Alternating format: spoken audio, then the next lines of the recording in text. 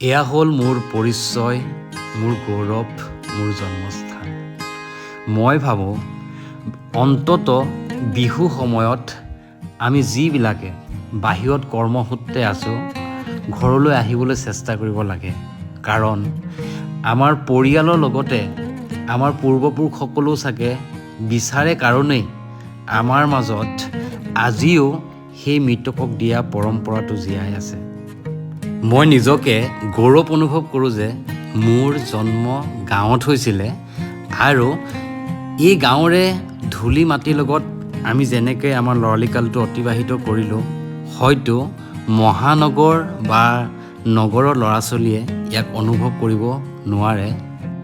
ডেকা আৰু কৰ্মব্যস্ততাৰ সময়খিনিত নগৰ বা মহানগৰীত থাকি ভালেই লাগে, কিন্তু সময় বাগৰাৰ লগে লগে মনলৈ চাগে অনুভৱ হয়, কাৰণেই চাগে মোৰ পেচেণ্টবিলাকৰ মুখত কোৱা শুনা পাওঁ, মৃত্যু আগে আগে মই গাঁৱৰ ঘৰখন চাব বিচাৰোঁ।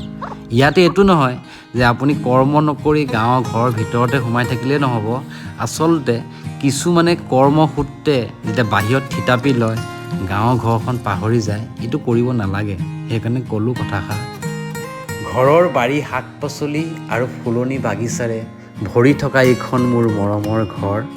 ঘৰৰ বাৰী শাক পাচলিৰ কাৰণে দেউতাৰক প্ৰশংসা কৰিবই লাগিব, আৰু ঘৰৰ ফুলনি বাগিচাৰ কাৰণে আৰু ঘৰ পৰিচালনা কৰাৰ কাৰণে মাক প্ৰশংসা কৰিব লাগিব, যিহেতু আমাৰ ঘৰত ছোৱালী নাই। 1977 চনত প্ৰতিষ্ঠা কৰা এয়া আমাৰ মৰমৰ ধানৰ ভঁৰাল।